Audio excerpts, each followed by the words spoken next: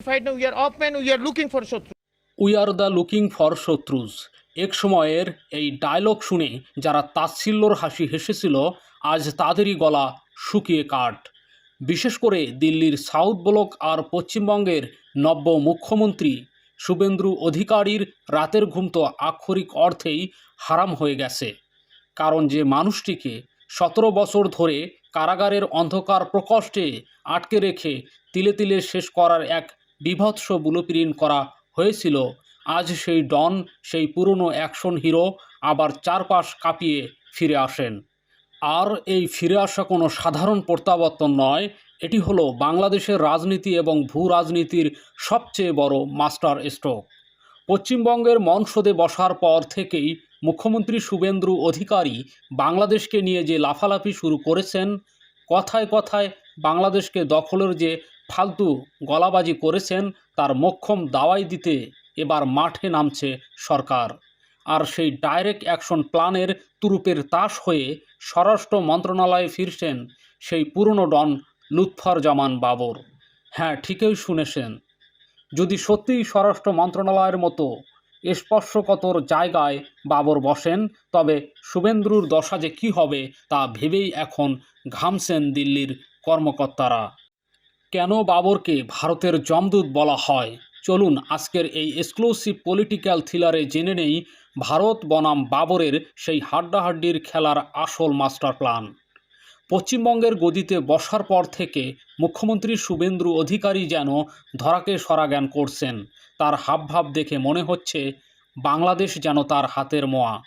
কথায় কথায় তিনি ফাপড় দিচ্ছেন বাংলাদেশ দখল করা নাকি তার কাছে মোটেও কয়েক মিনিটের ব্যাপার। কিন্তু তিনি ভুলে গেছেন আজকের ঢাকা আর সেই আগের ঢাকা নেই। তার এই চোখ রাঙানি দেখে বাংলাদেশ চুপ করে বসে থাকেনি। শুভেন্দুর এই দাদাগিরি আর ফাঁকা আওয়াজের পরক্ষণে স্পিকার মেজর হাফিজউদ্দিন এমন এক কড়া ধমক দিয়েছেন যে দিল্লির বাঘা বাঘা নেতাও পিলে চমকে গেছে। তিনি একদম সাফ জানিয়ে দিয়েছেন, ভারত তো দূরের কথা, খোদ আমেরিকা বা ট্রাম্পেরও সাহস নেই এই দেশকে দখল করার। ক্ষমতা থাকলে একবার এসে দেখাক না, চ্যালেঞ্জ ছুড়ে দিক না।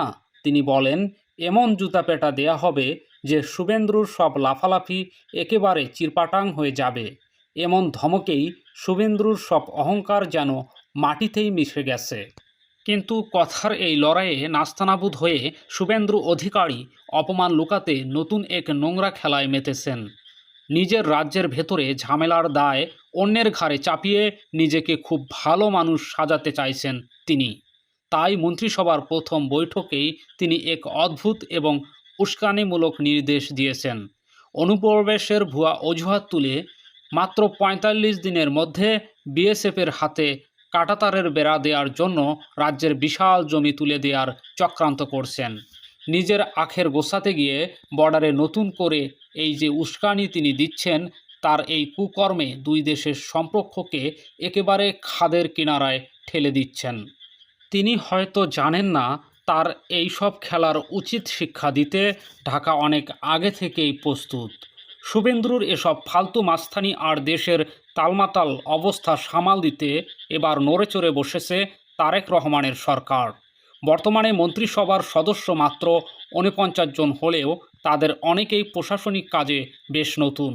এই নতুন লোকদের কারণে বিভিন্ন কাজে যে ধীরগতি বা জড়তা তৈরি হয়েছে, সেটা চিরতরে ঘুষিয়ে দিতে তারেক রহমান এক বিশাল রদবদলের সিদ্ধান্ত নিয়েছে। ক্ষমতার অলিন্দে কান পাতলেই এখন নতুন হেভিওয়েট নেতাদের নতুন দায়িত্ব পাওয়ার খবর শোনা যায়। সরকারি কাজে তুমুল গতি আনতে এবার মাঠে নামানো হচ্ছে একদম পোড়া খাওয়া আর পরীক্ষিত নেতাদের। ডাকসু সাবেক ভিপি আমানুল্লাহ আমান, গাজীপুরের KM ফজলুল হক মিলন, ডক্টর দেওয়ান মোহাম্মদ সালাউদ্দিন বাবু, টেকনোগ্রেড কোঠায় ডক্টর আসাদুজ্জামান নিপন এবং আরও কয়েকজন পুরনো পরীক্ষিত এবং ভারত বিরোধী নেতা এবার সরাসরি গুরুত্বপূর্ণ দায়িত্ব পাচ্ছেন। দেশের আইনশৃঙ্খলা পরিস্থিতি একদম লোহার মতো শক্ত হাতে কন্ট্রোল করতে এখন একজন রাফ অ্যান্ড টাফ কড়া মাথার লোকের খুব দরকার। আর ঠিক এই জায়গাতেই হিসেবের খাতায় সবচেয়ে বড় খেলোয়াড় হিসেবে উঠে এসেছে সেই পুরনো বসের নাম, লুৎফরজামান বাবর। তাকে সামনে এনে সরকার এমন এক মাস্টার প্ল্যান সাজিয়েছে যা দেখে চারপাশের সবাই বনে গেছে। এই বাবর নামটা শুনলেই ভারতের সাউথ ব্লকের কর্তাদের কপালে লাল বাতি জ্বলে ওঠে। কেন? এর উত্তর লুকিয়ে আছে 1 দশক পুরনো এক লোমহর্ষক কাহিনীতে। যে লোকটির গলায় মাপ নিচ্ছিল ফাঁসির দড়ি, তিনি 2026 সালের নির্বাচনে নেত্রকোনায় 4 আসন থেকে 1,21,000 ভোটের বিশাল ব্যবধানে প্রমাণ করেছে মানুষের ভালোবাসাকে জেলের 4 দেয়ালে আটকে রাখা যায় না। 17 বছর একটা 100 পাওয়ারের বাল্ব জ্বলা ছোট্ট অন্ধকার সেলে আটকে রেখে তাকে পাগল বানানোর চেষ্টা করেছিল আওয়ামী লীগ সরকার। তিনি আজ জেলের তালা ভেঙে সাদা দাড়ি আর সাদা পাঞ্জাবিতে আগের চাইতেও আরও বেশি তীক্ষ্ণ এবং চালাক হয়ে ফিরে এসেছেন।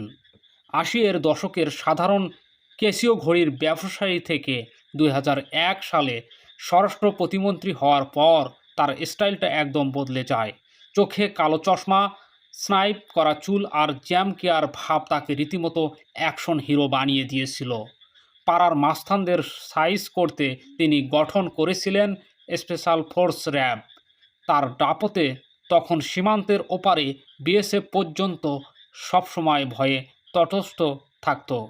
তবে ভারতের কাছে তিনি একেবারে আজরাইল হয়ে ওঠেন 2004 সালে সেই 10 ট্রাক অস্ত্র ধরার ঘটনার পর থেকে। ভারতের গোয়েন্দাদের দাবি, বড় বড় রাইফেল থেকে শুরু করে রকেট লঞ্চার সমেত এই বিশাল অস্ত্রের চালান মূলত ভারতের ভেতরে ঝামেলা করা উলফা দলের জন্যই আনা হয়েছিল। তাদের ধারণা, বাবর এমন এক বস লেভেলের মাথা যিনি রাষ্ট্রযন্ত্র ব্যবহার করে ভারতের 7টি রাজ্য বা 7 সিস্টার্সে একেবারে আগুন ধরিয়ে দেওয়ার ব্লুপ্রিন্ট এঁকেছিলেন। সেই দিন থেকে ভারতের চোখে বাবর মানে এক বিশাল বিপদের নাম, এক অলঙ্ঘনীয় রেডলাইন। বর্তমানে স্বরাষ্ট্র মন্ত্রণালয়ের মূল দায়িত্বে রয়েছে ডাপুতে নেতা সালাউদ্দিন আহমেদ। তাই অনেকেই মনে করেন বাবর মন্ত্রিসভায় ফিরলেও হয়তো শুরুতেই একেবারে ফুল পাওয়ার নিয়ে স্বরাষ্ট্রমন্ত্রী হবেন না। তবে বিশ্বস্ত সূত্রগুলো বলছে বাবরকে স্বরাষ্ট্রমন্ত্রী করার আগে সালাউদ্দিন আহমেদকে রাষ্ট্রপতি বা অন্য কোনো বড় পদে বসানো হতে পারে। আর যদি সত্যিই বাবর এই মন্ত্রণালয়ের বড় কোনো জায়গায় বসেন, তবে শুভেন্দুর এই বর্ডারের সব চালাকি একেবারে চিরপাটাং হয়ে যাবে। বর্ডার কন্ট্রোলের পুরনো বস যখন নিজের ফর্মে ফিরবেন, তখন শুভেন্দু যে একেবারে দৌড়ের উপরে থাকতে হবে এটা একেবারে পাক্কা। বাবরের মতো রাফ অ্যান্ড টাফ নেতার সাথে পাঙ্গা নেওয়া যে মোটেও ছেলে খেলা নয়, সেটা শুভেন্দু খুব ভালো করেই টের পাবেন। এর পাশাপাশি ভারত এখন আরও বিশাল স্ট্র্যাটেজিক ধাক্কা খাচ্ছে। ঢাকা আর ইসলামাবাদের মধ্যে 10 বছর মেয়াদী এক গোপন গোয়েন্দা চুক্তি এখন আর কোনো গুঞ্জন নয়, দৃঢ় বাস্তবতা।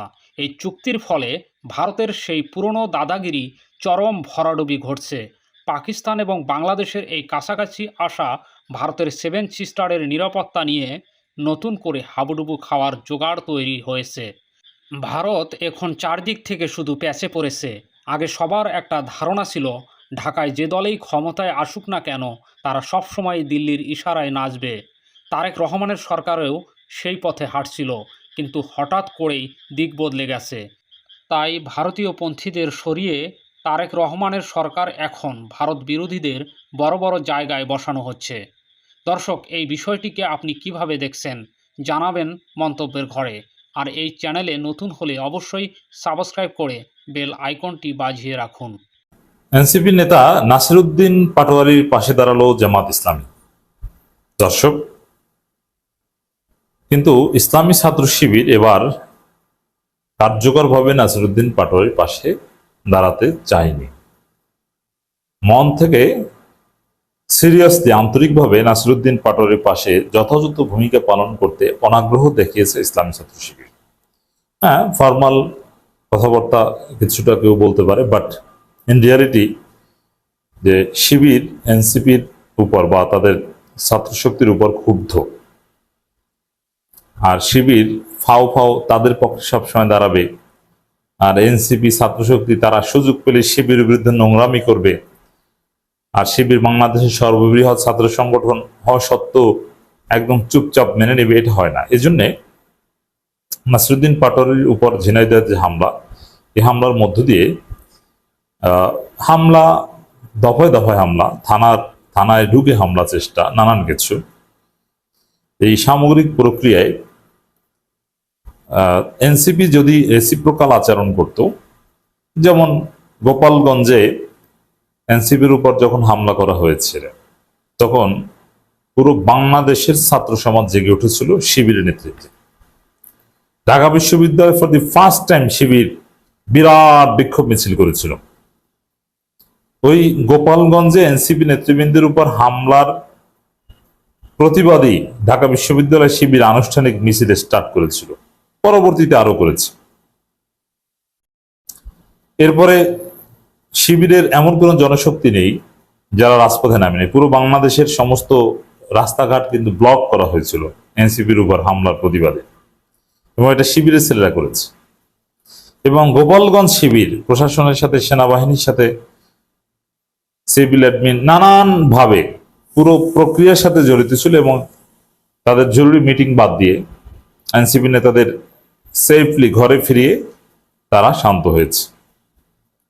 এর মানে এনসিপির উপর হামলাকে সম্পূর্ণ নিজেদের উপর হামলা হিসেবে দেখে আন্তরিকভাবে বিষয়টা ডিল করার চেষ্টা করেছে শিবির। আর জামাত তো সাথে সাথে ঢাকা মহানগর উত্তর দক্ষিণ বিক্ষোভ মিছিল করেছে, পুরো বাংলাদেশে বিক্ষোভ মিছিল করেছে। শুধু সেই গোপালগঞ্জে এনসিপির উপর হামলা না, যে কোনো পরিস্থিতিতে এনসিপির বিরুদ্ধে যে কোনো ষড়যন্ত্রের প্রতিবাদে জামাত সবার আগে এগিয়ে এসেছে, শিবির সবার আগে এগিয়ে এসেছে। কিন্তু জামাতের উপর ষড়যন্ত্রে এনসিপি কখনো জামাতের পাশে দাঁড়ায়নি। বিশেষ করে শিবিরের ক্ষেত্রে জামাত এনসিপি সম্পর্কটা আছে, মোটামুটি যা আছে চলে। অনেকটা এরকম ছিল বিএনপি জামাতের ক্ষেত্রে, যেমন বিএনপি জামাত সম্পর্ক ভালো ছিল, অতীতেও ভালো ছিল, এখনো জোট নাই, সরকারি দল বিরোধী দল তারপরও ভালো আছে। বিএনপি এবং জামাত নেতাদের মধ্যে কিন্তু চমৎকার সম্পর্ক। কিন্তু ছাত্রদল শিবির সম্পর্ক অতীতেও ভালো ছিল না, এখনো ভালো না। যখন জোট ছিল তখনও ছাত্রদল শিবির সম্পর্ক ভালো ছিল না। তো দর্শক, এখন অনেকটা এরকম যে এনসিপি জামাত সম্পর্ক যা আছে, কিন্তু এনসিপির ছাত্র সংগঠন ছাত্র শক্তি তারা ছাত্র দলের ভাষায় শিবিরের বিরুদ্ধে প্রোপাগান্ডা চালায় এবং শিবিরের বিরুদ্ধে নোংরামি করে, ছাত্র দলের সাথে মিলেও করে। শিবিরের উপর যে ভয়ানক হামলা করা হয়েছিল ছাত্র দলের পক্ষ থেকে, আপনারা দেখেছেন, পুরো জাতি স্তম্ভিত হয়েছে যে ছাত্রদল এই 5 আগস্ট পরবর্তী বাংলাদেশে আবার সেই রক কাটার রাজনীতি ফিরিয়ে এনেছে। পায়ের গোড়ালি, রক সহ পায়ের গোড়ালি কেটে দিয়েছে শিবির নেতার, অথচ সেই অপরাধী, সে হামলাকারী গ্রেপ্তার হয়নি। ঢাকা বিশ্ববিদ্যালয়ের শাহবাগ থানার ভিতরে ঢুকে শিবিরের উপর, ডাকসু নেতৃবৃন্দের উপর হামলা করেছে, মব করেছে ছাত্রদল। কিন্তু ছাত্র শক্তি এনসিপি যথাযথভাবে তার প্রতিবাদ করে নিবে, শিবিরের পাশে দাঁড়ায়নি। তারা এটা এনজয় করেছে, বরং সাদিক কায়েমকে বিতর্কিত করার চেষ্টা করেছে। ওই কঠিন সময় ছাত্রদলের সাথে মিলে ঢাকা দক্ষিণের সিটি কর্পোরেশন মেয়রাল ক্যান্ডিডেটের একটা রেস নিয়ে আসিফ মাহমুদের অনুসারীরা এই নোংরামি করেছে। সেই জায়গায় শিবির এটা মনে রেখেছে যে এখন নাসিরউদ্দিন পাটোয়ারির উপর হামলা চেষ্টা বা হামলা, শিবির চাইলে এই ঘটনাকে একদম ট্রেন্ডিং এ এনে পুরো সরকারকে নাড়াচাড়া দিয়ে রাখতে পারত। যেমন দেখে, নাসিরউদ্দিন পাটোয়ারির উপর হামলা হয়েছে, ডিম নিক্ষেপ হয়েছে, সেটা ঠিক আছে, আলোচনা এসেছিল, ব্যাপকভাবে প্রতিবাদ হয়েছে। কিন্তু পরবর্তীতে আবার থানার ভিতর ঢুকে ছাত্রদলের হামলা বা সেফলি বাড়ি ফিরেছেন, আরো অনেক প্রক্রিয়া আছে, ওইগুলো কিন্তু ওইভাবে আলোচিত হয়নি। কিন্তু শিবির চাইলে এটাকে একটা জাতীয় ইস্যুতে পরিণত করতে পারতেন, এবং এনসিপি নিজেরা কিছুটা ধরাও খেয়েছে। যেমন এনসিপিরই এক লোক, যার হাতে হয়তো পিস্তল ছিল, কিন্তু সেটাকে সেলফ ডিফেন্ডিং স্টিক এরকম কিছু বলে চালানোর চেষ্টা করেছে। তো এই জায়গায় শিবির কিন্তু এনসিপির পক্ষে ওইভাবে সিরিয়াসলি দাঁড়ায়নি, অনেকে দাঁড়িয়েছে।